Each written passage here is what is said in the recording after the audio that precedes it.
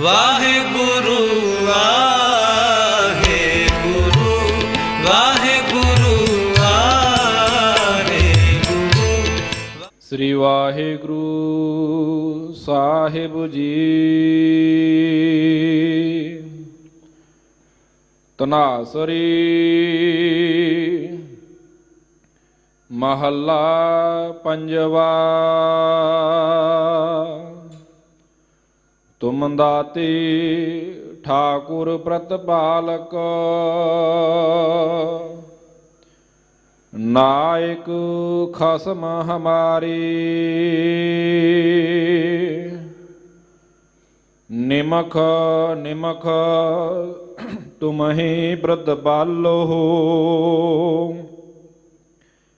ਹਮ ਬਾਰਿਕ ਤੁਮਰੇ ਧਾਰੇ। ਤੁਮ ਦਾਤੀ ਠਾਕੁਰ ਪ੍ਰਤਪਾਲਕ, ਨਾਇਕ ਖਸਮ ਹਮਾਰੀ। ਨਿਮਖ ਨਿਮਖ ਤੁਮਹਿ ਪ੍ਰਤਪਾਲਹੁ, ਹਮ ਬਾਰਿਕ ਤੁਮਰੇ ਧਾਰੇ। ਜਿਹਵਾ ਏਕ ਕਵਨ ਗੁਣ ਕਹੀਆ, ਬੇਸੁਮਾਰ ਬੇਅੰਤ ਸੁਆਮੀ। ਤੇਰੋ ਅੰਤ ਨਾ ਕਿਨਹੀ ਲਹੀਆ, ਰਹਾਉ ਕੋਟ ਪਰਾਧ ਹਮਾਰੇ ਖੰਡਹੁ। ਅਨੇਕ ਵਿਧि ਸਮਝਾਵੋ, ਹਮ ਅਗਿਆਨ ਅਲਪ ਮਤ ਥੋਰੀ।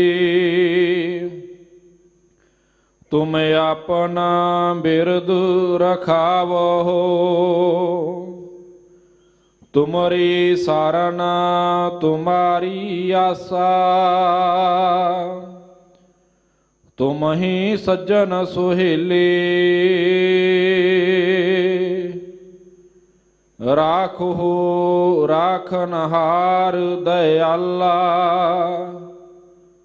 ਨਾਨਕ ਘਰ ਕੇ ਗੋਲੇ, ਤੁਮਰੀ ਸਾਰਨ ਤੁਮਾਰੀ ਆਸਾ। ਤੁਮਹਿ ਸੱਜਣ ਸੁਹੇਲੇ, ਰਾਖੋ ਰਾਖਨਹਾਰ ਦਇਆਲਾ। ਨਾਨਕ ਘਰ ਕੇ ਗੋਲੇ। ਵਾਹਿਗੁਰੂ ਜੀ ਕਾ ਖਾਲਸਾ, ਵਾਹਿਗੁਰੂ ਜੀ ਕੀ ਫਤਿਹ।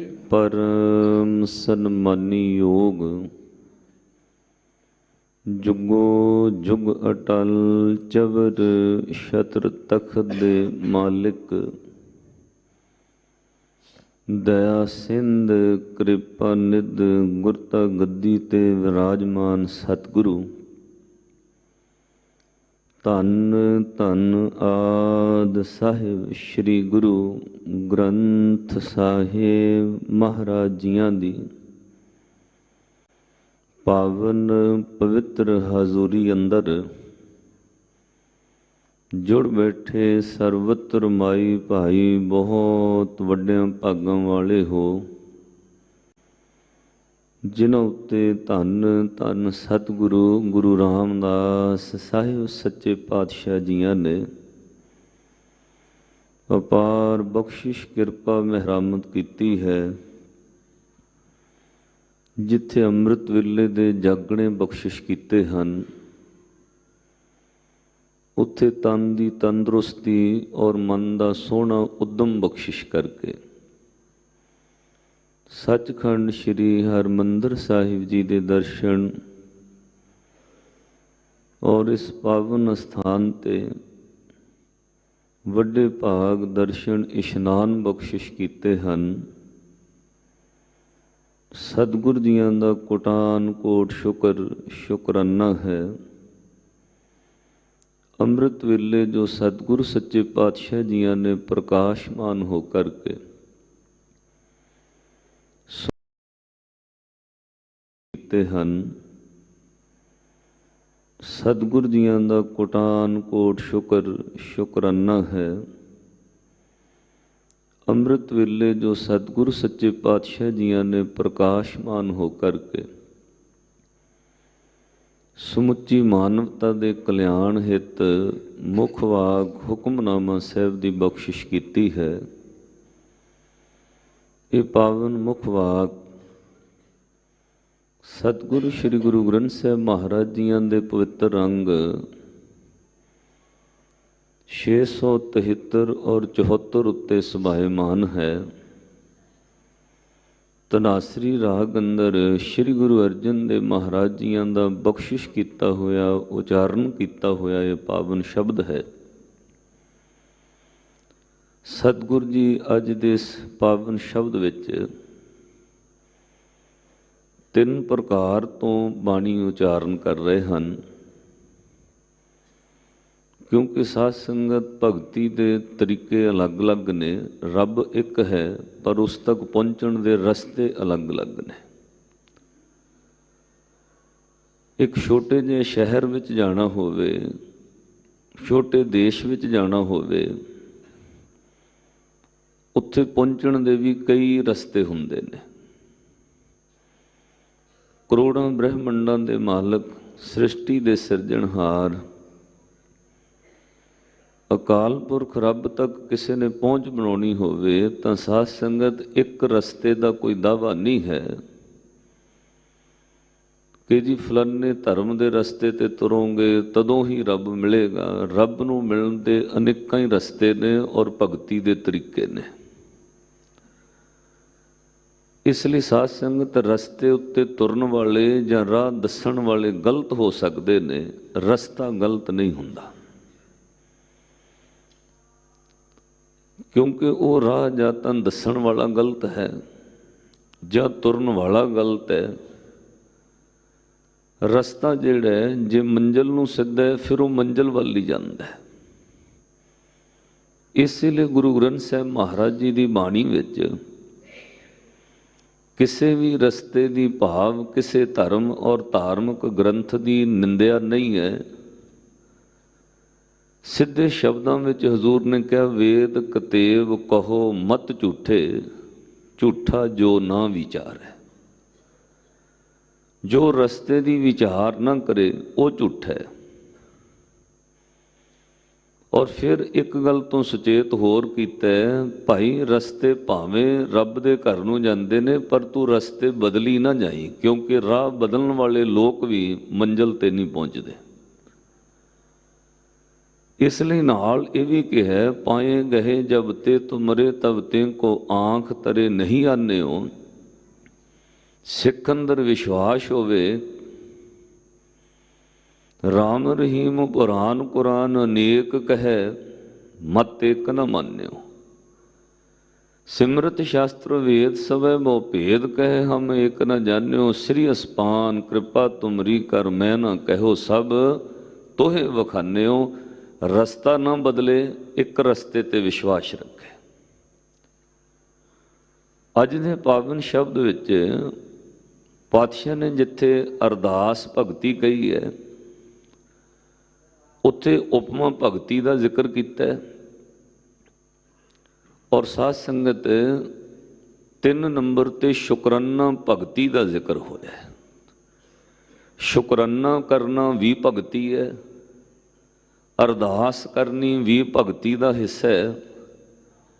ਔਰ ਸਾਧ ਸੰਗਤ ਉਪਮਾ ਕਰਨੀ, ਵਡਿਆਈ ਕਰਨੀ, ਇਹ ਵੀ ਭਗਤੀ ਦਾ ਹਿੱਸਾ ਹੈ। ਤਾਈਓ ਜਦੋਂ ਸਾਨੂੰ ਗੁਰਮੰਤਰ ਦਿੱਤਾ ਉਹ ਉਪਮਾ ਰੂਪ ਵਿੱਚ ਭਗਤੀ ਦਿੱਤੀ ਹੈ। ਵਾਹਿਗੁਰੂ ਵਾਹਿਗੁਰੂ, ਇਹ ਉਪਮਾ ਰੂਪ ਭਗਤੀ ਹੈ। ਅੱਜ ਦੇ ਪਾਵਨ ਸ਼ਬਦ ਵਿੱਚ ਪਾਤਸ਼ਾਹ ਨੇ 3 ਪ੍ਰਕਾਰ ਦੀ ਭਗਤੀ ਰਾਹੀਂ ਬਾਣੀ ਉਚਾਰਨ ਕੀਤੀ। ਆਓ ਇਸ ਪਾਵਨ ਸ਼ਬਦ ਦੀ ਵਿਚਾਰ ਨਾਲ ਜੁੜੀਏ। ਇੱਕ ਵਾਰ ਸਾਰੀ ਸੰਗਤ ਕਰੋ ਕਿਰਪਾਲਤਾ। ਅਸੀਸ ਬਖਸ਼ੋ ਔਰ ਹਾਜ਼ਰੀ ਲਵਾਓ। ਦੂਰ ਦਰੇੜ ਵਿਦੇਸ਼ਾਂ ਵਿੱਚ ਬੈਠੀਆਂ ਸੰਗਤਾਂ ਵੀ ਮਨ ਕਰਕੇ ਸਤਿਗੁਰ ਜੀ ਦੇ ਚਰਨਾਂ ਦਾ ਧਿਆਨ ਧਰ ਕੇ ਇੱਕ ਵਾਰ ਪਿਆਰ ਸਹਿਤ ਦੋਵੇਂ ਹੱਥ ਜੋੜ ਉਚਾਰਨ ਕਰੋ ਜੀ, ਸਤਨਾਮ ਸ੍ਰੀ ਵਾਹਿਗੁਰੂ ਜੀ। ਸਤਨਾਮ ਸ੍ਰੀ ਵਾਹਿਗੁਰੂ ਸਾਹਿਬ ਜੀ।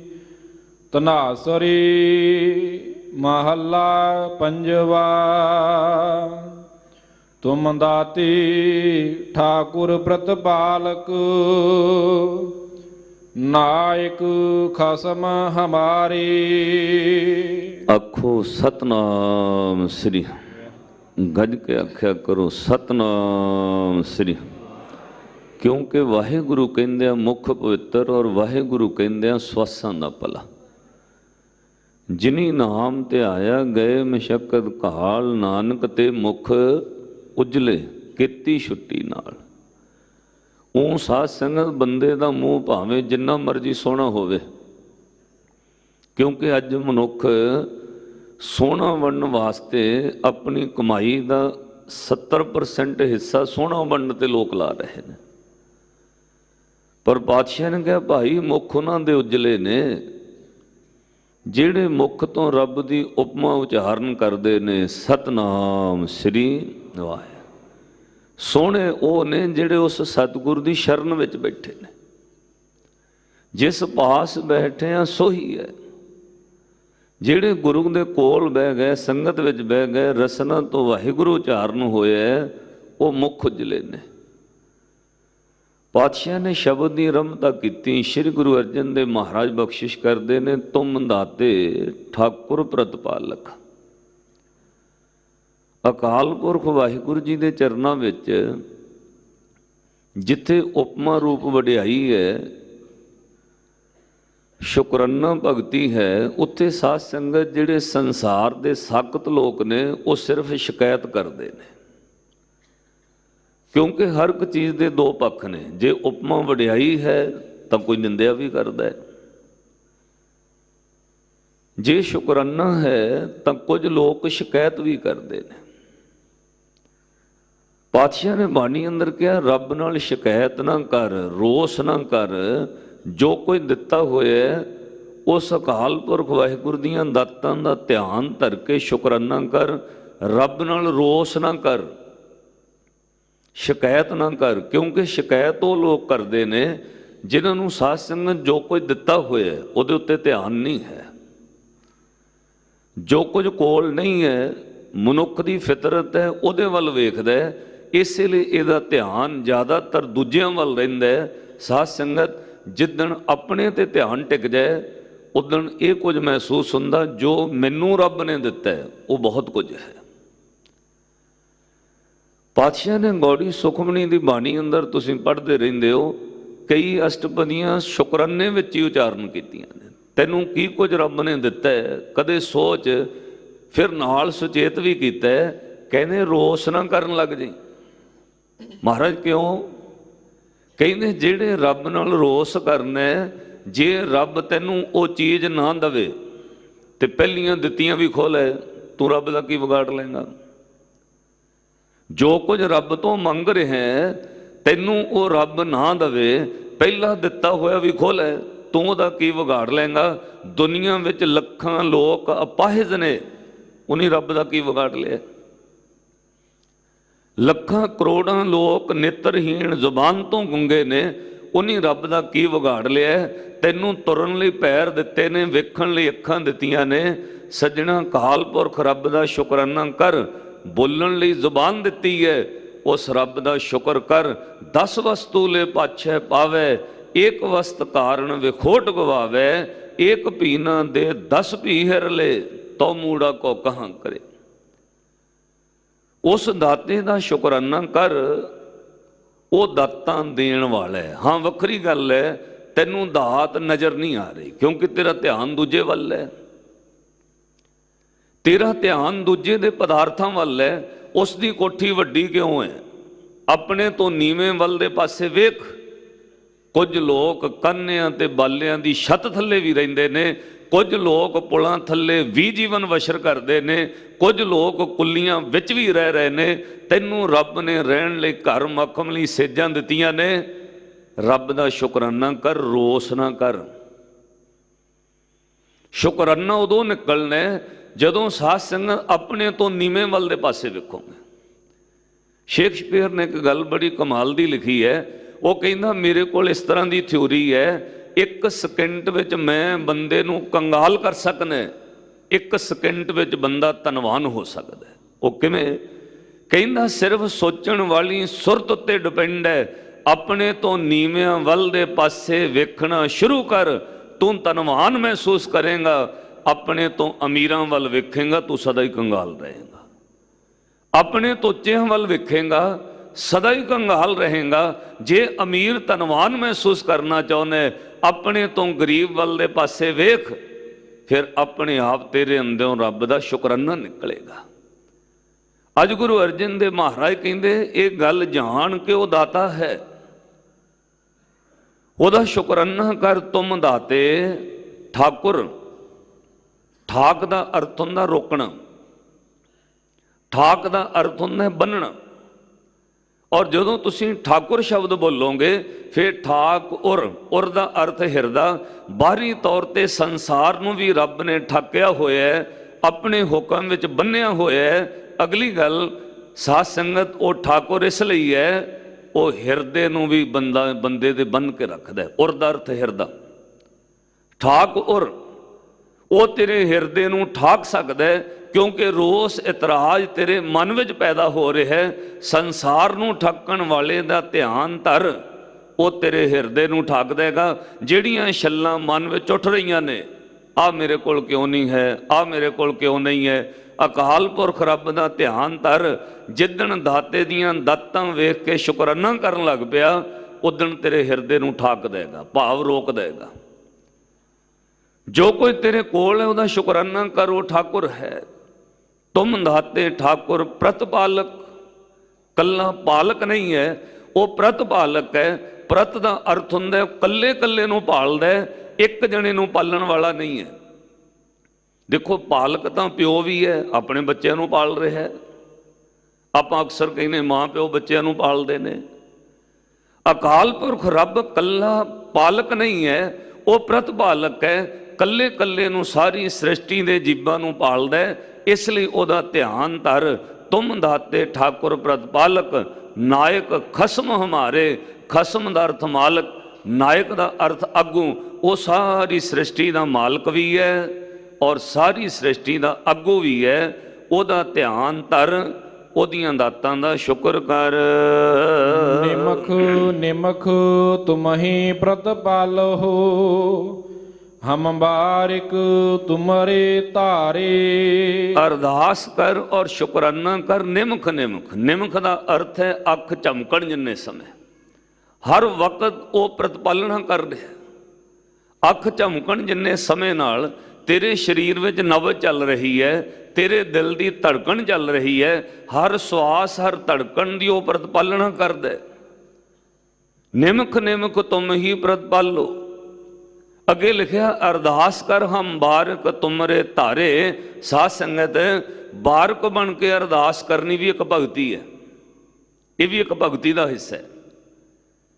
ਕਿਉਂਕਿ ਜਿਹੜਾ ਬਾਲਕ ਹੈ ਉਹਦੇ ਅੰਦਰ ਕਿਸੇ ਤਰ੍ਹਾਂ ਦਾ ਛਲ ਕਪਟ ਰੋਸ ਨਹੀਂ ਹੈ। ਜੋ ਉਹਨੂੰ ਮਾਂ ਪਿਓ ਦੇ ਦਿੰਦੇ ਨੇ ਉਹਦੇ ਨਾਲ ਉਹ ਖੁਸ਼ ਹੋ ਜਾਂਦਾ ਹੈ। ਛੋਟੀ ਤੋਂ ਛੋਟੀ ਚੀਜ਼ ਨਾਲ ਵੀ ਬੱਚਾ ਮੰਨ ਜਾਂਦਾ ਹੈ। ਸਾਧ ਸੰਗਤ, ਇਸ ਲਈ ਪਾਤਸ਼ਾਹ ਨੇ ਕਿਹਾ ਬਾਲਕ ਬਣ ਕੇ ਅਰਦਾਸ ਕਰ। ਜਦੋਂ ਕੋਈ ਬਾਰਕ ਬਣ ਕੇ ਅਰਦਾਸ ਕਰਦਾ, ਬਾਰਕ ਦੇ ਕੋਲ ਗਿਆਨ ਨਹੀਂ ਹੈ, ਉਹਦੇ ਸਾਰੇ ਅਪਰਾਧ ਬਖਸ਼ੇ ਜਾਂਦੇ ਨੇ। ਵੱਡਾ ਬੱਚਾ ਗਲਤੀ ਕਰੇ, ਮਾਂ ਪਿਓ ਘਰੋਂ ਵੀ ਕੱਢ ਦਿੰਦੇ ਨੇ। ਬਿਲਕੁਲ ਛੋਟਾ ਬੱਚਾ ਬਣ ਕੇ ਉਹ ਕਿੰਨੀਆਂ ਗਲਤੀਆਂ ਛੋਟੀ ਉਮਰ ਵਿੱਚ ਕਰਦਾ, ਉਹਦੀਆਂ ਗਲਤੀਆਂ ਚਿਤਾਰੀਆਂ ਨਹੀਂ ਜਾਂਦੀਆਂ। ਇੱਕ ਸ਼ਬਦ ਪਾਤਸ਼ਾਹ ਨੇ ਕਿਹਾ ਤੁਹਾਨੂੰ ਯਾਦ ਰਹਿੰਦਾ, ਸੁਤ ਅਪਰਾਧ ਕਰਤ ਹੈ ਜਿੱਤੇ, ਜਨਨੀ ਚੀਤ ਨ ਰਾਖਸ ਤਿੱਤੇ, ਰਾਮਈਆ ਹੋਂ ਬਾਰਿਕ ਤੇਰਾ, ਕਾਹੇ ਨਾ ਖੰਡਸ ਅਵਗੁਣ ਮੇਰਾ। ਅਰਦਾਸ ਕਰ ਬਾਲਕ ਬਣ ਕੇ, ਨਿੱਕਾ ਜਿਹਾ ਬੱਚਾ ਸੈਂਕੜੇ ਗਲਤੀਆਂ ਕਰਦਾ, ਮਾਂ ਕਦੇ ਚਿਤਾਰਦੀ ਨਹੀਂ ਹੈ। ਇੱਦਾਂ ਰੱਬ ਅੱਗੇ ਬਾਲਕ ਬਣ ਕੇ ਰਹੀ। ਸਾਧ ਸੰਗਤ ਜਿਹੜੇ ਬੰਦੇ ਗਿਆਨਵਾਨ ਬਣ ਕੇ ਕਹਿਣ ਲੱਗ ਪਏ ਮੈਨੂੰ ਸਭ ਕੁਝ ਆਉਂਦਾ ਹੈ, ਉਹਨਾਂ ਬਾਰੇ ਪਾਤਸ਼ਾਹ ਨੇ ਬਾਣੀ ਅੰਦਰ ਕਿਹਾ, ਭਾਈ ਪੰਡਤ ਪੰਡਤ ਜਲ ਮੂਏ, ਮੂਰਖ ਉਬਰੇ ਭਾਗ। ਪੰਡਤ ਦਾ ਅਰਥ ਹੈ ਜਿਹੜੇ ਕਹਿੰਦੇ ਸਨ ਮੈਨੂੰ ਸਭ ਕੁਝ ਆਉਂਦਾ ਹੈ, ਉਹ ਸੰਸਾਰ ਦੀ ਵਿਕਾਰਾਂ ਤ੍ਰਿਸ਼ਨਾ ਲੋਭ ਦੀ ਅੱਗ ਵਿੱਚ ਸੜ ਗਏ। ਬਚੇ ਪਤਾ ਕੌਣ? ਜਿਨ੍ਹਾਂ ਨੂੰ ਲੋਕ ਮੂਰਖ ਕਹਿੰਦੇ ਸੀ। ਬਚ ਗਏ ਉਹ ਜਿਹੜੇ ਕਹਿੰਦੇ ਇਹਨਾਂ ਨੂੰ ਪਤਾ ਹੀ ਨਹੀਂ ਕੁਝ। ਜਿਨ੍ਹਾਂ ਨੂੰ ਸਭ ਕੁਝ ਪਤਾ ਸੀ ਉਹ ਆਪਣੇ ਮਾਣ ਵਿੱਚ ਸਾਧ ਸੰਗਤ ਜਲ ਗਏ। ਸਿਆਣੇ ਪੁਰਖਾਂ ਦਾ ਇੱਕ ਕਥਨ ਹੈ, ਜਦੋਂ ਬੰਦਾ ਪਾਣੀ ਵਿੱਚ ਡੁੱਬਦਾ ਤਾਰੂ ਡੁੱਬਦਾ, ਕਿਉਂਕਿ ਉਹਨੂੰ ਮਾਣ ਹੁੰਦਾ ਮੈਂ ਤਰ ਜਾਣਾ। ਜਿਹਨੂੰ ਤੈਰਨਾ ਨਹੀਂ ਆਉਂਦਾ ਉਹ ਡਰਦਾ ਕੰਢੇ ਤੇ ਰਹਿੰਦਾ, ਉਹ ਭੈ ਵਿੱਚ ਰਹਿੰਦਾ। ਉਹ ਪਾਣੀ ਵਿੱਚ ਪੈਰ ਰੱਖਦਾ ਤਾਂ ਵੀ ਡਰ ਤੇ ਭੈ ਵਿੱਚ ਰੱਖਦਾ। ਜਦੋਂ ਡੁੱਬਦਾ, ਤਾਰੂ ਡੁੱਬਣ ਦਾ ਭਾਵ ਇਹ ਹੈ ਮਨ ਦੇ ਅੰਦਰ ਮਾਣ ਆਉਂਦਾ, ਮੈਨੂੰ ਸਭ ਕੁਝ ਪਤਾ ਹੈ ਮੈਂ ਤਰ ਜਾਣਾ, ਉਹ ਬੰਦੇ ਡੁੱਬ ਜਾਂਦੇ ਨੇ।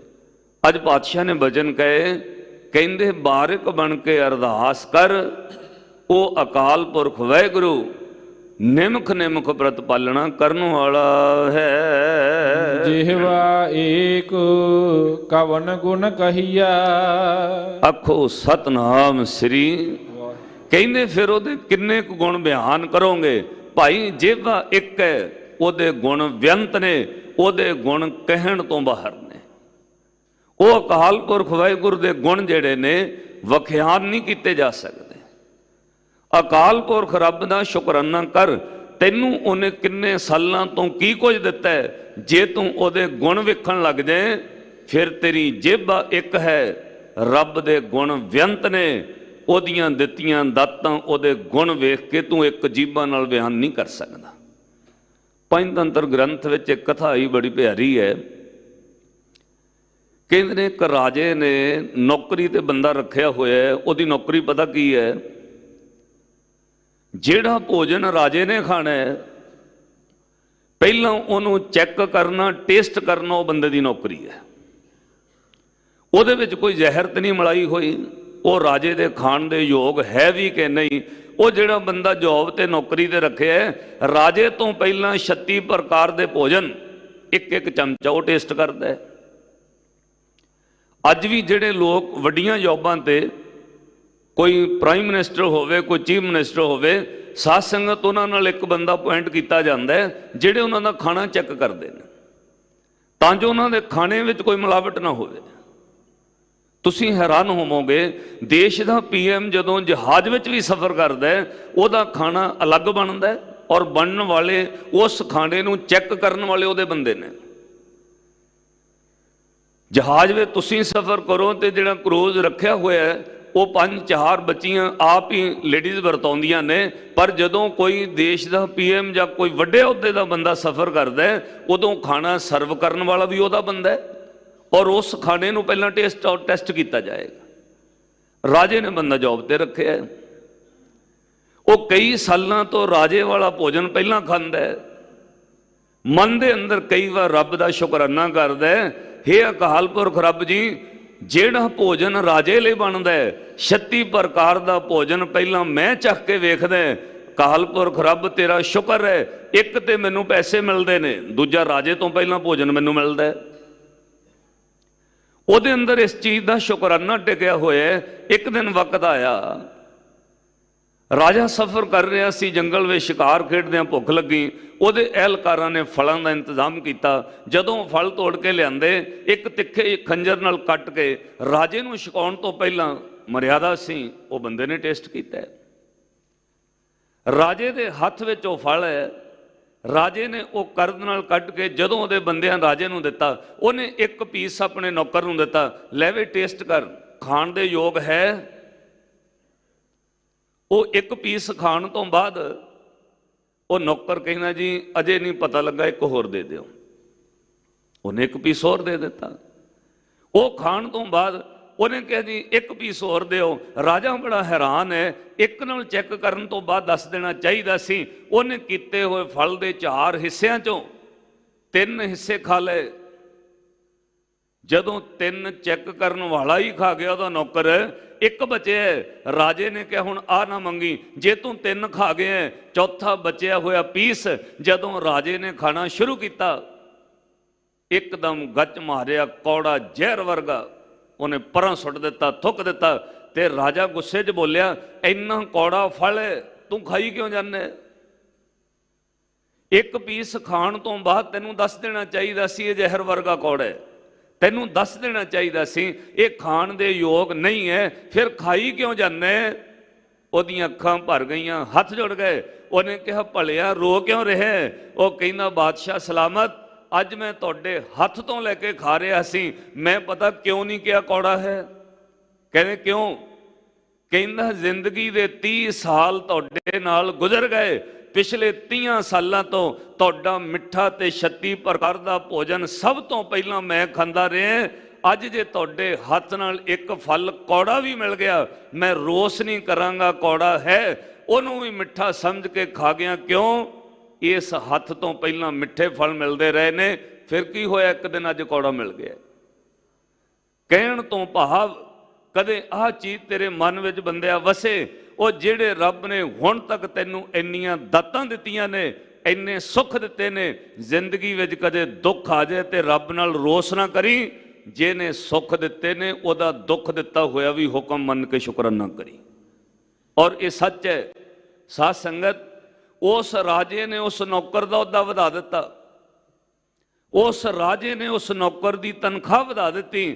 ਤੂੰ ਕੱਲਾ ਨੌਕਰ ਨਹੀਂ ਹੈ, ਤੂੰ ਮਾਲਕ ਦਾ ਸ਼ੁਕਰਗੁਜ਼ਾਰ ਵੀ ਰਹਿਣਾ। ਸਾਧ ਸੰਗਤ, ਇਦਾਂ ਰੱਬ ਦੇ ਦਿੱਤੇ ਸੁੱਖ ਭੋਗਣ ਤੋਂ ਬਾਅਦ ਜ਼ਿੰਦਗੀ ਵਿੱਚ ਕਿਤੇ ਦੁੱਖ ਵੀ ਆ ਜਾਏ, ਉਹਨੂੰ ਹੁਕਮ ਮੰਨ ਕੇ ਭੋਗ ਲਈਏ, ਰੱਬ ਉਹਦਾ ਵਧਾ ਦਿੰਦਾ, ਰੱਬ ਉਹਨੂੰ ਉੱਚੀ ਜਗ੍ਹਾ ਤੇ ਬਿਠਾ ਦਿੰਦਾ।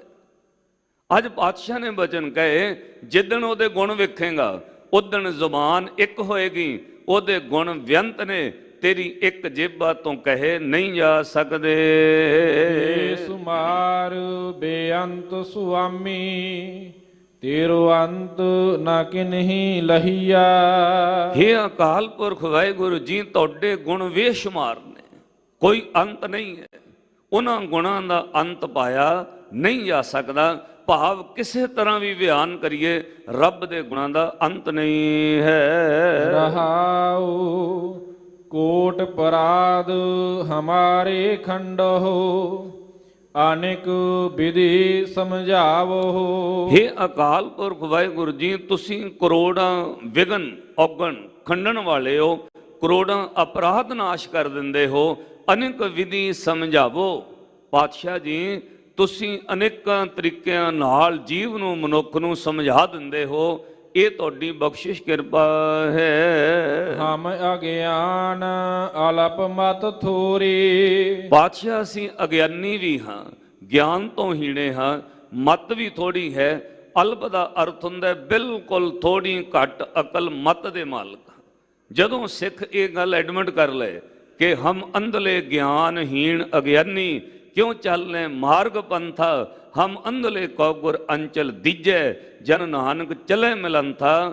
ਉਦੋਂ ਗੁਰੂ ਫਿਰ ਲਾਜ ਰੱਖਦਾ ਹੈ। ਤੁਮ ਆਪਨ ਬਿਰਦ ਰਖਾਵੋ। ਬਿਰਦ ਦਾ ਅਰਥ ਹੈ ਸੁਭਾਅ। ਹੇ ਪਾਤਸ਼ਾਹ ਅਕਾਲ ਪੁਰਖ ਵਾਹਿਗੁਰੂ ਜੀ, ਤੁਸੀਂ ਆਪਣੇ ਬਿਰਦ ਦੀ ਸੰਭਾਲ ਰੱਖਦੇ ਹੋ। ਭਾਵੇਂ ਅਸੀਂ ਅਗਿਆਨੀ ਹਾਂ, ਅਲਪ ਮਤ ਦੇ ਮਾਲਕ ਹਾਂ, ਫਿਰ ਵੀ ਤੁਸੀਂ ਬਿਰਦ ਰੱਖਣ ਆਪਣਾ ਸੁਭਾਅ ਨਹੀਂ ਛੱਡਦੇ। ਕਰੋੜਾਂ ਅਪਰਾਧ ਤਾਂ ਵੀ ਬਖਸ਼ ਦਿੰਦੇ ਹੋ।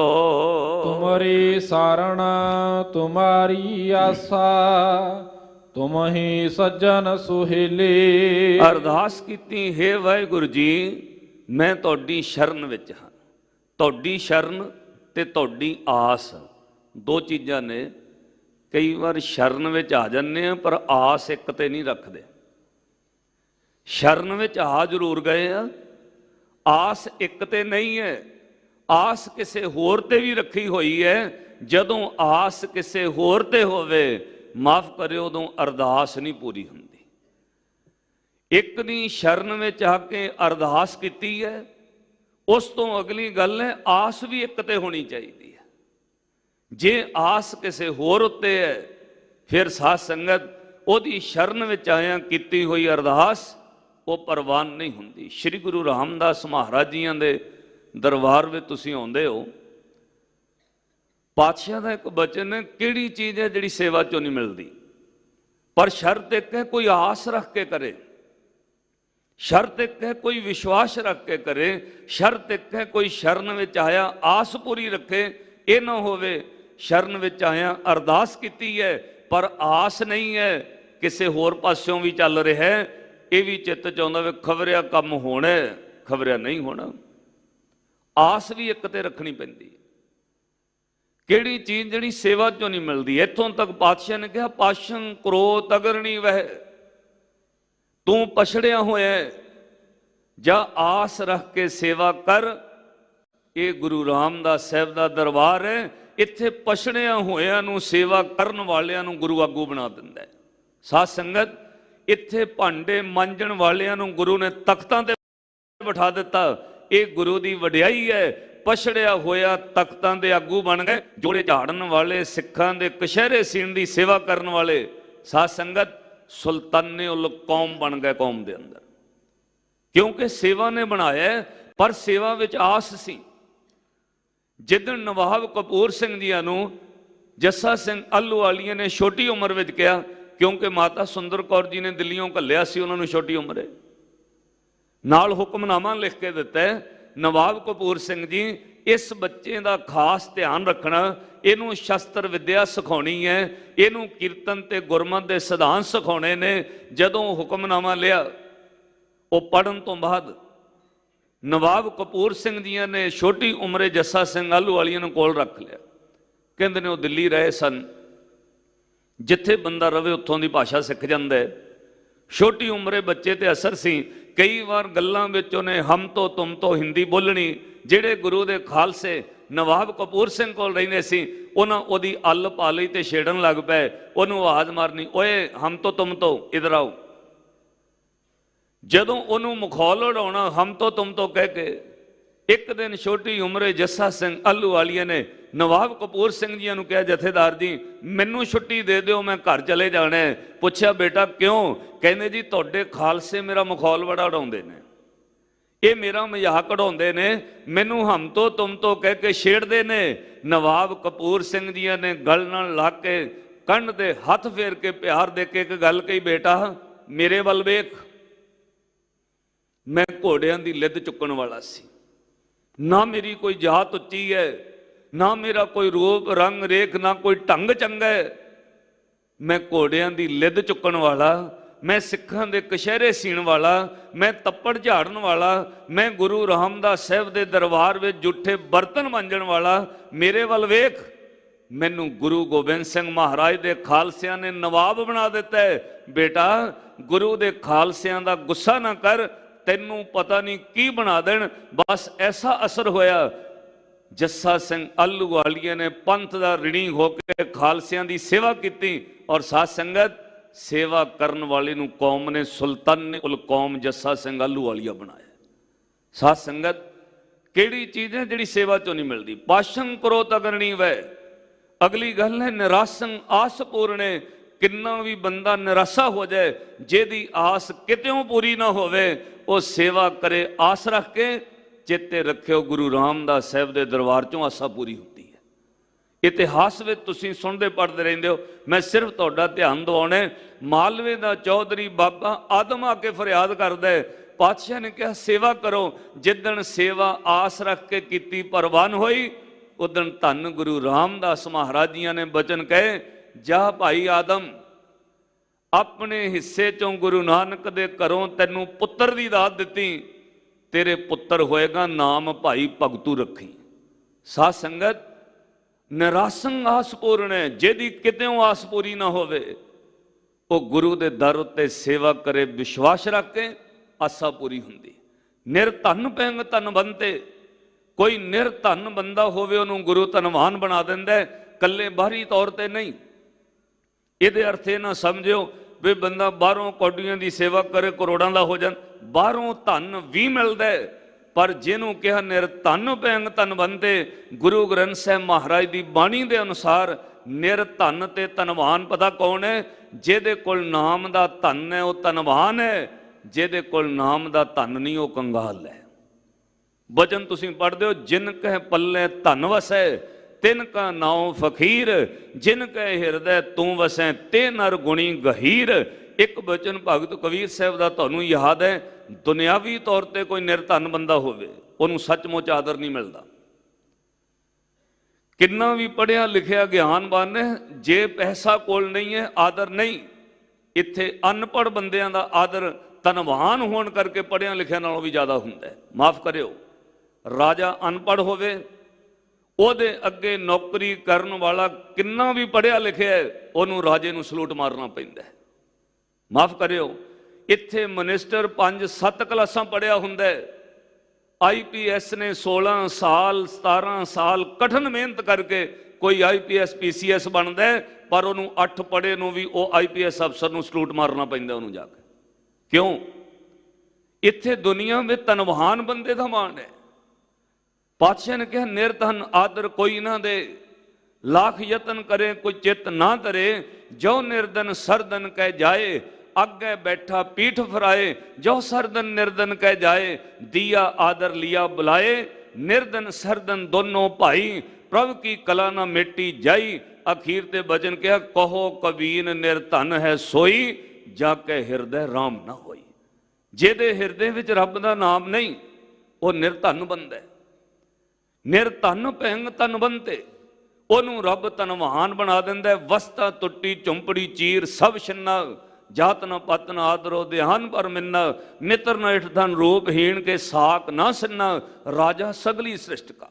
ਨਿਰਧਨ ਪੈਂਗ ਧਨਵੰਤੇ, ਰਾਜਾ ਸਗਲੀ ਸ੍ਰਿਸ਼ਟ ਕਾ, ਹਰ ਨਾਮ ਮਨ ਪਿੰਨਾ। ਨਿਰਧਨ ਪੈਂਗ ਧਨਵੰਤੇ, ਰੋਗੀਅੰਗ ਰੋਗ ਖੰਡਣੇ। ਜਿਹੜੇ ਰੋਗ ਦਾ ਇਲਾਜ ਡਾਕਟਰਾਂ ਤੋਂ ਨਾ ਹੋਵੇ, ਗੁਰੂ ਦੀ ਸੇਵਾ ਕਰਕੇ ਵੇਖੋ ਰੋਗ ਹਟ ਜਾਂਦਾ ਹੈ। ਜਿਹੜੇ ਰੋਗ ਦਾ ਇਲਾਜ ਕਿਸੇ ਵੈਦ ਕੋਲੋਂ ਨਾ ਹੋਵੇ, ਉਹਦਾ ਇਲਾਜ ਗੁਰੂ ਰਾਮਦਾਸ ਸਾਹਿਬ ਦੇ ਦਰਬਾਰ 'ਚ ਹੋ ਜਾਂਦਾ ਹੈ। ਬਸ ਸ਼ਰਤ ਹੈ ਆਸ ਤੇ ਵਿਸ਼ਵਾਸ ਰੱਖ ਕੇ ਸੇਵਾ ਕਰ। ਭਗਤਿੰ ਭਗਤ ਦਾਨੰ ਰਾਮ ਨਾਮ ਗੁਣ ਕੀਰਤਨੈ, ਪਾਰ ਬ੍ਰਹਮ ਪੁਰਖ ਦਾ ਤਾਰੈ, ਨਾਨਕ ਗੁਰ ਸੇਵਾ ਕਿਨੇ ਨਾ ਲੱਭ। ਤੇ ਕਿਹੜੀ ਚੀਜ਼ ਹੈ ਜਿਹੜੀ ਸੇਵਾ 'ਚੋਂ ਨਹੀਂ ਲੱਭਦੀ? ਅੱਜ ਪਾਤਸ਼ਾਹ ਨੇ ਬਚਨ ਕਹੇ, ਅਰਦਾਸ ਕਰ, ਉਹ ਕਰੋੜਾਂ ਅਪਰਾਧ ਖੰਡਣ ਦੀ ਸਮਰੱਥਾ ਰੱਖਦਾ, ਪਰ ਸ਼ਰਤ ਇੱਕ ਹੈ, ਉਹਨੂੰ ਕਹੀਂ ਤੁਮਰੀ ਸ਼ਰਨ ਤੁਮਾਰੀ ਆਸਾ। ਕੱਲਾ ਸ਼ਰਨ ਵਿੱਚ ਨਾ ਆਈ, ਉਹਦੀ ਆਸ ਰੱਖ ਕੇ ਅਰਦਾਸ ਕਰ। ਤੁਮ ਹੀ ਸੱਜਣ ਸੁਹੇਲੇ, ਉਹੀ ਫਿਰ ਸੱਜਣ ਹੈ, ਤੇਰੇ ਰਾਹ ਸੁਹੇਲੇ ਕਰਨ ਵਾਲਾ, ਤੇਰੇ ਹਰ ਕੰਮ ਨੂੰ ਸੌਖਾ ਕਰਨ ਵਾਲਾ, ਲੋਕ ਪਰਲੋਕ ਸੁਹੇਲਾ ਕਰਨ ਵਾਲਾ ਹੈ। ਰਾਖੋ ਰਾਖਣ ਹਾਰ ਦਇਆਲਾ, ਉਹਦੇ ਚਰਨਾਂ ਵਿੱਚ ਅਰਦਾਸ ਕਰ, ਹੇ ਅਕਾਲ ਪੁਰਖ ਵਾਹਿਗੁਰੂ, ਤੁਸੀਂ ਰੱਖਣ ਹਾਰ ਹੋ, ਦਇਆਵਾਨ ਹੋ, ਦਇਆਲਤਾ ਕਰਕੇ ਔਗਣਾਂ ਨਾਲ ਭਰੇ ਨੂੰ ਆਪਣੇ ਚਰਨਾਂ ਵਿੱਚ ਰੱਖ ਲਓ। ਨਾਨਕ ਘਰ ਕੇ ਗੋਲੇ, ਪਾਤਸ਼ਾਹ ਤੁਹਾਡੇ ਘਰ ਦੇ ਗੋਲੇ ਹਾਂ, ਗੁਲਾਮ ਹਾਂ, ਨੌਕਰ ਹਾਂ। ਸਾਧ ਸੰਗਤ, ਨੌਕਰ ਦਾ ਕੋਈ ਨਖਰਾ ਨਹੀਂ ਹੁੰਦਾ ਮਾਲਕ ਦੇ ਸਾਹਮਣੇ। ਮਾਫ ਕਰਿਓ, ਨੌਕਰ ਕਦੇ ਮਾਲਕ ਨੂੰ ਇਹ ਨਹੀਂ ਕਹਿੰਦਾ ਵੀ ਮੈਂ 12 ਵਜੇ ਆਵਾਂਗਾ ਜੀ ਦੁਕਾਨ ਤੇ। ਮਾਲਕ ਕਹਿ ਸਕਦਾ ਕੱਲ ਨੂੰ 10 ਵਜੇ ਦੀ ਬਜਾਏ 8 ਵਜੇ ਆਉਣਾ। ਮਾਲਕ ਕਹਿ ਸਕਦਾ ਅੱਜ 6 ਵਜੇ ਦੀ ਬਜਾਏ 7 ਵਜੇ ਦੁਕਾਨ ਵਧਾਉਣੀ ਹੈ। ਨੌਕਰ ਨਹੀਂ ਕਹਿੰਦਾ ਕਿ ਮੈਂ ਨਹੀਂ ਆਵਾਂਗਾ, ਕਿਉਂਕਿ ਨੌਕਰ ਹੋਵੇ ਤਾਂ ਉਹਦਾ ਨਖਰਾ ਕਾਹਦਾ ਹੈ। ਪਾਤਸ਼ਾਹ ਕਹਿੰਦੇ ਨੇ ਗੋਲਾ ਬਣ ਕੇ ਅਰਦਾਸ ਕਰ, ਸੇਵਕ ਬਣ ਕੇ ਗੁਲਾਮ ਹੋ ਕੇ ਉਹਦੇ ਚਰਨਾਂ 'ਚ ਆ, ਉਹ ਸ਼ਰਨ ਵਿੱਚ ਰੱਖਿਆਂ ਦੀ ਲਾਜ ਰੱਖਦਾ। ਉਹਨੂੰ ਕਹੇ ਨਾਨਕ ਘਰ ਕੇ ਗੋਲੇ, ਪਾਤਸ਼ਾਹ ਆਪਣੇ ਗੁਲਾਮ ਬਣਾ ਕੇ ਰੱਖੋ। ਜਿਵੇਂ ਇੱਕ ਨੌਕਰ ਦੀ ਵਸਤ ਹੈ, ਇੱਦਾਂ ਆਪਣੀ ਚਰਨ ਸ਼ਰਨ ਵਿੱਚ ਰੱਖੋ। ਸਾਧ ਸੰਗਤ, ਸ਼ੁਕਰਾਨਾ ਕਰਨਾ ਭਗਤੀ ਹੈ, ਅਰਦਾਸ ਕਰਨਾ ਭਗਤੀ ਹੈ। ਅੱਜ ਪਾਤਸ਼ਾਹ ਨੇ ਅਖੀਰ ਤੇ ਅਰਦਾਸ ਰੂਪ ਵਿੱਚ ਸਾਡੀ ਸੁਰਤ ਨੂੰ ਉਸ ਭਗਤੀ ਨਾਲ ਜੋੜਿਆ। ਉਹਦੀ ਆਸ ਰੱਖ ਕੇ ਉਹਦੀ ਸ਼ਰਨ ਵਿੱਚ ਅਰਦਾਸ ਕਰ, ਗੁੱਲਾ ਬਣ ਕੇ ਸੇਵਾ ਕਰ, ਉਹ ਸਦਾ ਹੀ ਲਾਜ ਰੱਖਦਾ। ਇਹ ਸਤਿਗੁਰ ਜੀ ਦਾ ਅੱਜ ਦਾ ਮੁੱਖ ਵਾਕ ਪਾਵਨ ਹੁਕਮਨਾਮਾ ਸੀ। ਆਓ ਲੜੀਵਾਰ ਪਾਵਨ ਸ਼ਬਦ ਨਾਲ ਆਪਾਂ ਰਹਿੰਦੇ ਮਿੰਟਾਂ ਵਿੱਚ ਸਾਂਝ ਪਾਈਏ। ਪਿਆਰ ਨਾਲ ਸਰਵਣ ਕਰੋ। ਸਤਿਗੁਰ ਜੀ ਦੀ ਪਾਵਨ ਬਾਣੀ ਗੁਰੂ ਨਾਨਕ ਸਾਹਿਬ ਮਹਾਰਾਜ ਜੀਆਂ ਦੀ ਸਿੱਧਾਂ ਨਾਲ ਗੋਸ਼ਟ ਚੱਲ ਰਹੀ ਹੈ। ਉਹਦੇ ਵਿੱਚ ਅਗਲੀ ਪੌੜੀ ਵਿੱਚ ਸਿੱਧ ਅੱਜ ਕੀ ਸਵਾਲ ਕਰਦੇ ਨੇ, ਧੰਨ ਗੁਰੂ ਨਾਨਕ ਸਾਹਿਬ ਮਹਾਰਾਜ ਨੂੰ ਉਹਨਾਂ ਸਵਾਲ ਕੀਤਾ, ਪਾਤਸ਼ਾਹ ਕੀ ਜਵਾਬ ਦਿੰਦੇ ਹਨ। ਕਵਨ ਮੂਲ ਕਵਨ ਮਤ ਵੇਲਾ। ਪਾਤਸ਼ਾਹ ਨੂੰ ਸਵਾਲ ਕੀਤਾ ਸਿੱਧਾਂ ਨੇ, ਹੇ ਬਾਲਕ ਨਾਨਕ, ਸਾਧ ਸੰਗਤ ਕਦੇ ਵੇਖਿਓ ਉਹ ਮਹਾਰਾਜ ਨੂੰ ਜਿੰਨੇ ਸਵਾਲ ਕਰਦੇ ਬਾਲਾ ਕਹਿ ਕੇ ਬੋਲਦੇ ਨੇ, ਔਰ ਪਾਤਸ਼ਾਹ ਧੰਨ ਗੁਰੂ ਨਾਨਕ ਦੇ ਮਹਾਰਾਜ ਉਹਨਾਂ ਨੂੰ ਬੜੇ ਅਦਬ ਤੇ ਸਤਿਕਾਰ ਨਾਲ ਜਵਾਬ ਦਿੰਦੇ ਨੇ।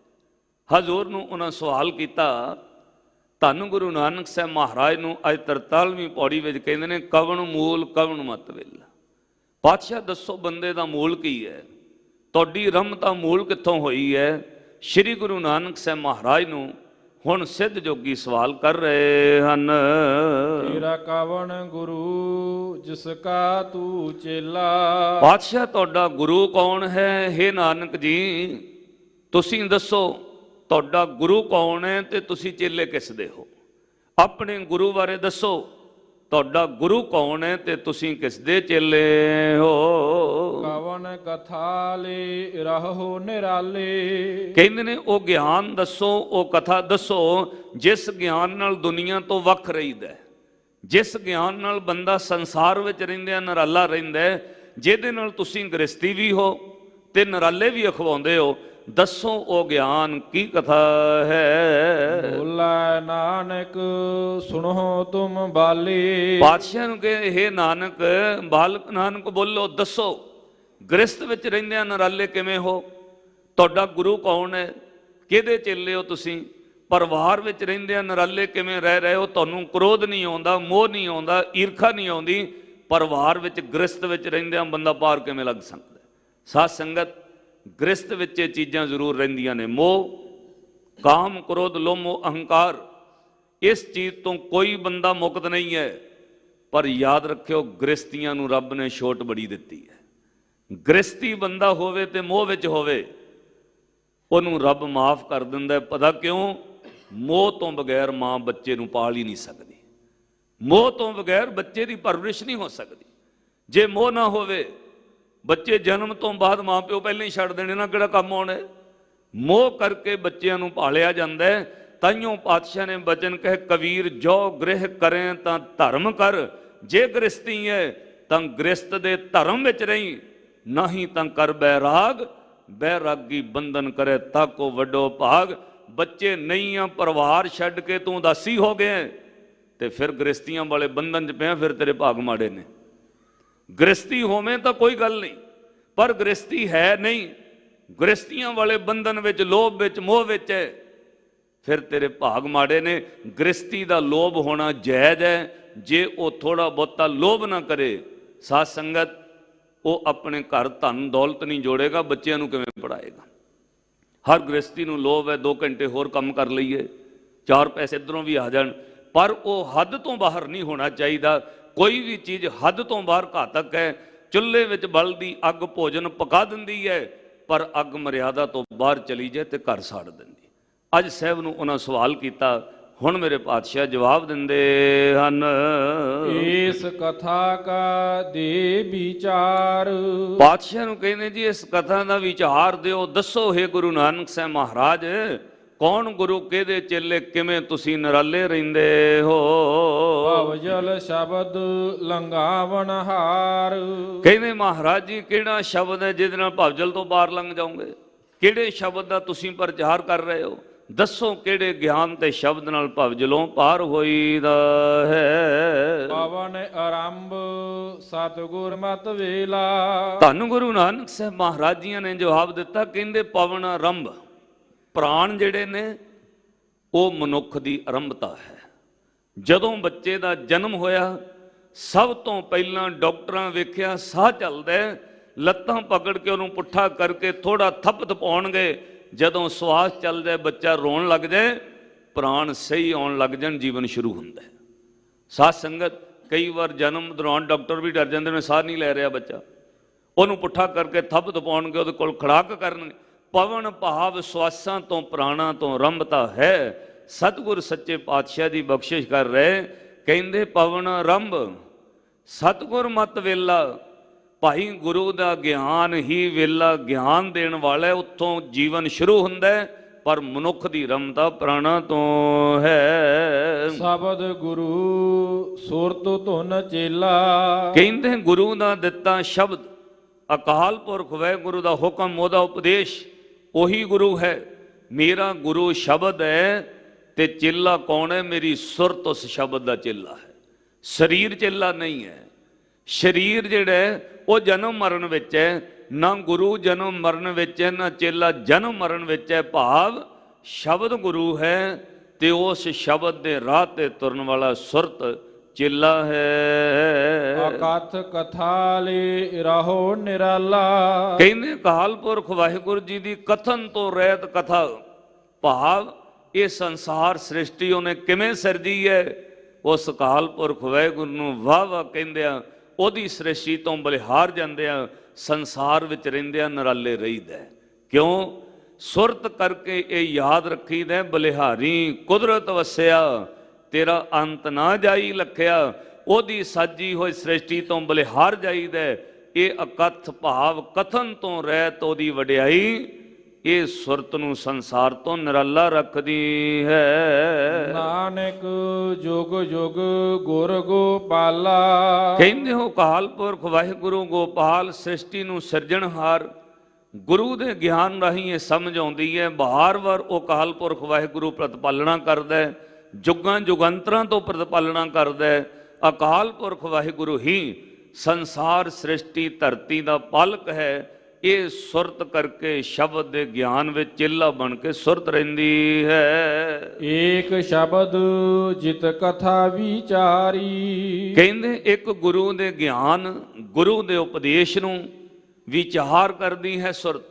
ਉਸ ਅਕਾਲ ਪੁਰਖ ਵਾਹਿਗੁਰੂ ਦੇ ਇਸ ਸਾਜੀ ਹੋਈ ਸ੍ਰਿਸ਼ਟੀ ਨੂੰ ਗੁਰੂ ਦੇ ਸ਼ਬਦ ਗਿਆਨ ਰਾਹੀਂ ਵਿਚਾਰ ਵਿੱਚ ਮਨ ਟਿਕਦਾ ਹੈ। ਵਿਚਾਰ ਹੀ ਸਭ ਤੋਂ ਵੱਡਾ ਗਿਆਨ ਹੈ। ਗੁਰਮੁਖ ਹਉ ਮੈਂ ਆਗਨ ਨਿਵਾਰੀ, ਕਹਿੰਦੇ ਫਿਰ ਗੁਰੂ ਦੇ ਦਿੱਤੇ ਗਿਆਨ ਉਪਦੇਸ਼ ਵਿਚਾਰ ਦੇ ਨਾਲ ਜਿਹੜਾ ਜਨਮ ਮਰਨ ਦਾ ਮੂਲ ਕਾਰਨ ਹਉਮੈ ਹੈ, ਉਸ ਹਉਮੈ ਦੀ ਅੱਗ ਤੋਂ ਜੀਵ ਬਚ ਜਾਂਦਾ ਹੈ।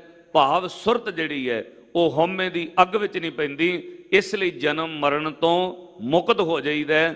ਕਾਮ ਕ੍ਰੋਧ ਲੋਭ ਮੋਹ ਹੰਕਾਰ ਵਿੱਚੋਂ ਪਾਤਸ਼ਾਹ ਨੇ ਕਿਹਾ ਜਨਮ ਤੇ ਮਰਨ ਦਾ ਕਾਰਨ ਹੰਕਾਰ ਹੈ, ਕਾਮ ਕ੍ਰੋਧ ਲੋਭ ਮੋਹ ਨਹੀਂ ਹੈ। ਜਨਮ ਤੇ ਮਰਨ ਦਾ ਕਾਰਨ ਹੀ ਹੰਕਾਰ ਹੈ। ਜਦੋਂ ਪੰਜ ਵਿਕਾਰਾਂ ਦੀ ਸਾਹਿਬ ਨੇ ਵਿਆਖਿਆ ਕੀਤੀ, ਉਦੋਂ ਲਿਖਿਆ ਹੈ ਜਨਮ ਮਰਨ ਮੂਲੰ ਅਹੰਕਾਰੰ ਪਾਪਾਤਮਾ। ਵਿਕਾਰਾਂ ਨੂੰ ਜਿੱਤਣ ਵਾਲੇ ਵੀ ਹਉਮੈ ਵਿੱਚ ਆ ਜਾਣ ਕਿ ਮੈਂ ਕਦੇ ਵਿਕਾਰੀ ਨਹੀਂ ਹੋਇਆ, ਉਹ ਵੀ ਜਨਮ ਮਰਨ ਵਿੱਚ ਪੈ ਜਾਣ। ਮੈਨੂੰ ਕਿਸੇ ਚੀਜ਼ ਦਾ ਲੋਭ ਨਹੀਂ ਹੈ, ਹਉਮੈ ਆ ਗਈ ਤਾਂ ਵੀ ਜਨਮ ਮਰਨ ਵਿੱਚ ਹੈ। ਸਭ ਤੋਂ ਸ੍ਰੇਸ਼ਟ ਅਹੰਕਾਰ, ਹੰਕਾਰ ਹੀ ਜਨਮ ਤੇ ਮਰਨ ਦਾ ਮੂਲ ਕਾਰਨ ਹੈ। ਹੇ ਜਨਮ ਮਰਨ ਅਹੰਕਾਰੰ ਪਾਪਾਤਮਾ। ਅੱਜ ਪਾਤਸ਼ਾਹ ਕਹਿੰਦੇ ਗੁਰੂ ਦੇ ਗਿਆਨ ਵਿਚਾਰ ਨਾਲ ਹਉਮੈ ਦੀ ਅੱਗ ਤੋਂ ਜੀਵ ਬਚ ਜਾਂਦਾ ਹੈ। ਇਸ ਹਉਮੈ ਹੰਕਾਰ ਤੋਂ ਉਹਦੀ ਖਲਾਸੀ ਹੋ ਜਾਂਦੀ ਹੈ, ਕਿਉਂਕਿ ਹਉਮੈ ਨਾਵੇ ਨਾਲ ਵਿਰੋਧ ਹੈ, ਦੋਏ ਨਾ ਵਸੈ ਇਕਠਾਏ। ਸਾਧ ਸੰਗਤ ਇੱਕ ਚੀਜ਼ ਸਮਝਿਓ, ਨਵਾਂ ਸਾਲ ਚੜ੍ਹਿਆ, ਲੋਕਾਂ ਕੈਲੰਡਰ ਬਦਲ ਲਏ ਨੇ, ਘਰ ਵਿੱਚੋਂ ਵੀ ਬਦਲੇ ਨੇ, ਦਫ਼ਤਰਾਂ 'ਚੋਂ ਵੀ ਬਦਲੇ ਨੇ, ਮੋਬਾਈਲਾਂ 'ਚੋਂ ਵੀ ਬਦਲ ਗਏ। ਕੈਲੰਡਰ ਬਦਲਣ ਨਾਲ ਬੰਦੇ ਨੂੰ ਸੁੱਖ ਨਹੀਂ ਆ ਸਕਦਾ। ਕਈ ਜੋ ਹੈਪੀ ਨਿਊ ਈਅਰ, ਕਈ ਜੋ ਹੈਪੀ ਨਹੀਂ ਹੋ ਸਕਦੇ। ਕੈਲੰਡਰ ਬਦਲਣ ਨਾਲ ਕੋਈ ਹੈਪੀ ਨਹੀਂ ਹੋਏਗਾ। ਸਾਧ ਸੰਗਤ ਖੁਸ਼ੀ ਪਤਾ ਕਦੋਂ ਆਏਗੀ? ਜਦੋਂ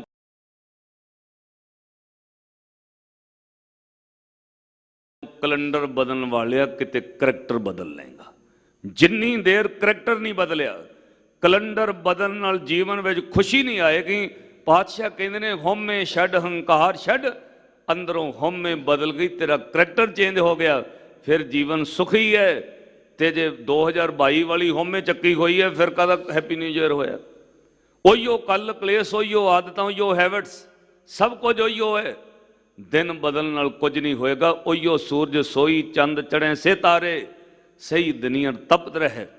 ਜੇ ਸੁਖੀ ਹੋਣਾ ਆਪਣੇ ਮਨ ਦਾ ਪਾਸਾ ਬਦਲ, ਮਨ ਦੀਆਂ ਆਦਤਾਂ ਬਦਲ। ਅੱਜ ਪਾਤਸ਼ਾਹ ਨੇ ਬਚਨ ਕਹੇ, ਗੁਰੂ ਦੇ ਸ਼ਬਦ ਨਾਲ ਹਉਮੈ ਦੀ ਅੱਗ ਤੋਂ ਬਚ ਜਾਈਦਾ, ਜੀਵਨ ਸਫਲ ਹੋ ਜਾਂਦਾ। ਅੱਜ ਰਿਸ਼ਤੇ ਟੁੱਟਣ ਤੇ ਕਮਜ਼ੋਰ ਹੋਣ ਦਾ ਕਾਰਨ ਹੀ ਈਗੋ ਹੈ। ਹਉਮੈ ਤੋਂ ਬਚਣ ਲਈ ਇੱਕੋ ਚੀਜ਼ ਹੈ, ਗੁਰੂ ਦਾ ਸ਼ਬਦ। ਉੱਠਦਿਆਂ ਬਹਿੰਦਿਆਂ ਜ਼ਰੂਰ ਘਰਾਂ 'ਚ ਜਪੋ ਸਤਨਾਮ ਸ੍ਰੀ ਵਾਹਿਗੁਰੂ। ਲੋਕ ਸੁਖੀਏ ਪਰਲੋਕ ਸੁਹੇਲੇ ਹੋਣਗੇ। ਭੁੱਲ ਚੁੱਕ ਦੀ ਖਿਮਾ ਬਖਸ਼ਣੀ। ਇੰਨੀਆਂ ਬੇਨਤੀਆਂ ਪ੍ਰਵਾਨ ਕਰਿਓ। ਸਮੂਹ ਸੰਗਤਾਂ ਦਾ ਧੰਨਵਾਦ। ਸ਼੍ਰੋਮਣੀ ਗੁਰਦੁਆਰਾ ਪ੍ਰਬੰਧਕ ਕਮੇਟੀ ਦੇ ਮੁੱਖ ਸੇਵਾਦਾਰਾਂ ਦਾ, ਸਿੰਘ ਸਾਹਿਬ ਜੀ ਸਤਿਕਾਰਯੋਗ ਗਿਆਨੀ ਜਗਤਾਰ ਸਿੰਘ ਜੀ, ਉਹਨਾਂ ਦਾ ਧੰਨਵਾਦ। ਕੋਟਾਨ ਕੋਟ ਸ਼ੁਕਰ ਗੁਰੂ ਗ੍ਰੰਥ ਸਾਹਿਬ ਮਹਾਰਾਜ ਜੀਆਂ ਦਾ, ਧੰਨ ਗੁਰੂ ਰਾਮਦਾਸ ਮਹਾਰਾਜ ਜੀਆਂ ਦਾ। ਇੰਨੀਆਂ ਬੇਨਤੀਆਂ ਪ੍ਰਵਾਨ ਕਰਿਓ, ਭੁੱਲਾਂ ਨਾ ਚਿਤਾਰਿਓ। ਆਓ ਆਖਰੀ ਪੰਕਤੀ ਦਾ ਜਾਪ ਸਰਵਣ ਕਰੋ ਜੀ, ਫਿਰ ਸਮਾਪਤੀ ਹੈ। ਏਕ ਸ਼ਬਦ ਜਿਤ ਕਥਾ ਵਿਚਾਰੀ, ਗੁਰਮੁਖ ਹਉਮੈ ਅਗਨ ਨਿਵਾਰੀ। ਵਾਹਿਗੁਰੂ ਜੀ ਕਾ ਖਾਲਸਾ, ਵਾਹਿਗੁਰੂ ਜੀ ਕੀ ਫਤਿਹ। ਵਾਹਿਗੁਰੂ ਜੀ ਕਾ ਖਾਲਸਾ, ਵਾਹਿਗੁਰੂ ਜੀ ਕੀ ਫਤਿਹ। ਸ਼ੇਰੇ ਪੰਜਾਬ ਗੁਰਬਾਣੀ YouTube ਚੈਨਲ ਨੂੰ ਵੱਧ ਤੋਂ ਵੱਧ ਸਬਸਕ੍ਰਾਈਬ ਕਰੋ ਤੇ ਇਸ ਤੇ ਗੁਰਬਾਣੀ, ਸ਼ਬਦ ਕੀਰਤਨ ਤੇ ਇਤਿਹਾਸ ਨਾਲ ਵੱਧ ਤੋਂ ਵੱਧ ਜੁੜ ਕੇ ਆਨੰਦ ਮਾਣੋ ਤੇ ਆਪਣੀ ਜ਼ਿੰਦਗੀ ਨੂੰ ਸਫਲ ਕਰੋ। ਵਾਹਿਗੁਰੂ ਜੀ ਕਾ ਖਾਲਸਾ, ਵਾਹਿਗੁਰੂ ਜੀ ਕੀ ਫਤਿਹ।